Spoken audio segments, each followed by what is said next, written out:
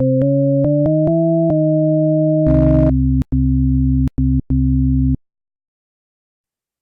I promised in my last video to play some clips from the Conservative Party's videos in their campaign against the alternative vote system in the 2011 referendum. At the time of making this video, the referendum was 5 years ago, so you might argue that this is a bit pointless now. But the need for electoral reform hasn't gone away, so we need to make sure that the same lies aren't allowed to be made again. So here are the clips, and I'll be making some comments along the way. Here we go. On your marks.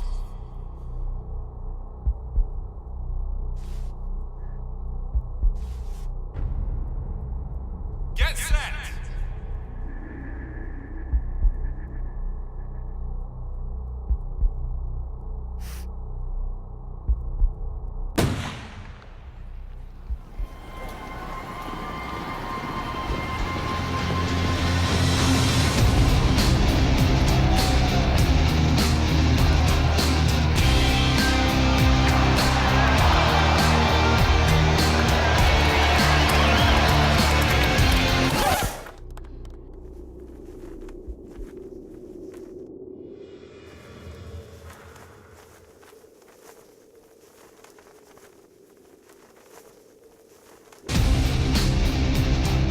Under AV, the person who finishes third can end up winning.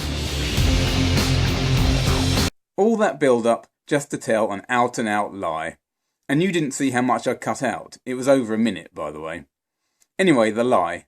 Under AV, the person who finishes third can end up winning.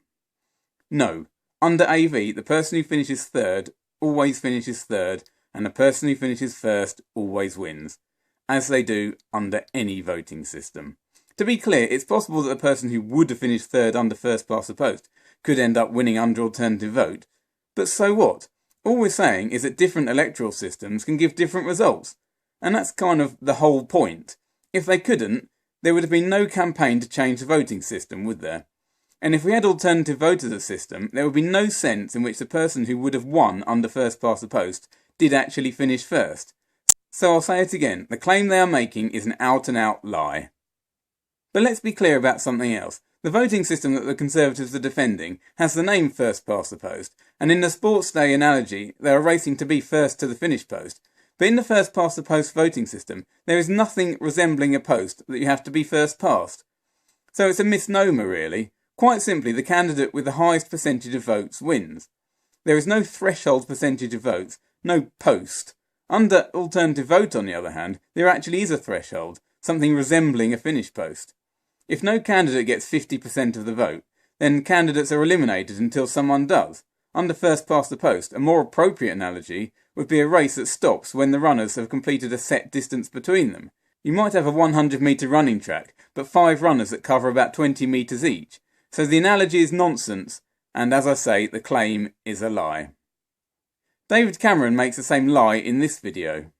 The person who comes third can end up coming first. Actually, the Olympics, Usain Bolt runs the 100 metres in 9.8 seconds and comes first. It's only give the gold medal to somebody else. You know, where's the fairness today? The other big lie in the No to AV campaign is that AV violates one person, one vote.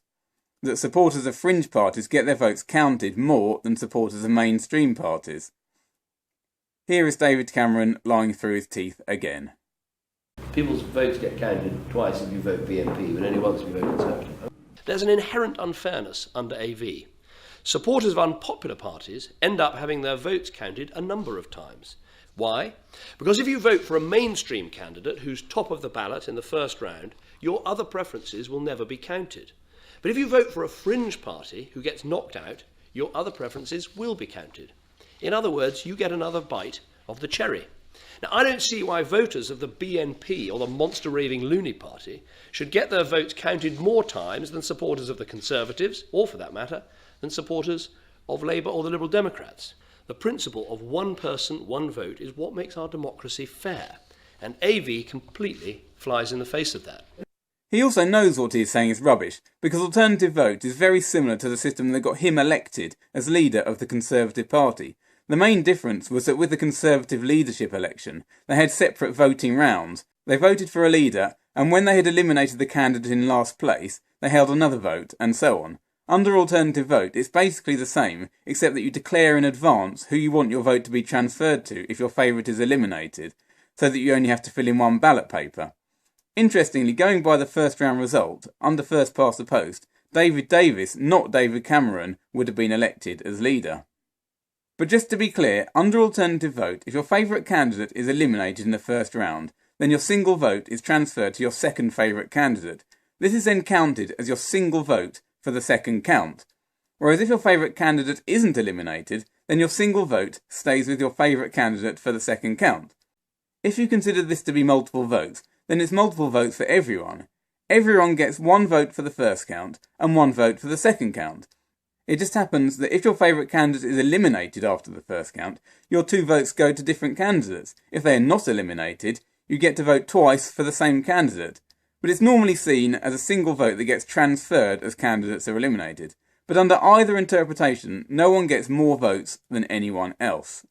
There were a lot of nonsense claims in the run-up to the referendum, but these are the two main lies from the No to AV campaign. That the person who finishes third can end up winning, and that supporters of fringe parties get their votes counted more than supporters of mainstream parties.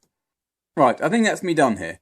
But the conclusion from this video, and the previous one I made on First Past the Post, is that it is an awful voting system under any circumstances, and its supporters, including Prime Minister David Cameron, resorted to outright lies to defend it in the referendum in 2011. Thank you for watching my video. If you enjoyed it, you can subscribe to my channel. Even better, you can buy my book, Stuff and Consciousness, Connecting Matter and Mind, by me, Toby Pereira. It's all about how your seemingly non-physical thoughts and feelings can come from your physical brain. It's available in paperback and also on Kindle. Links are available in the video description below, or you can visit my website at www.tobypereira.co.uk. Thank you.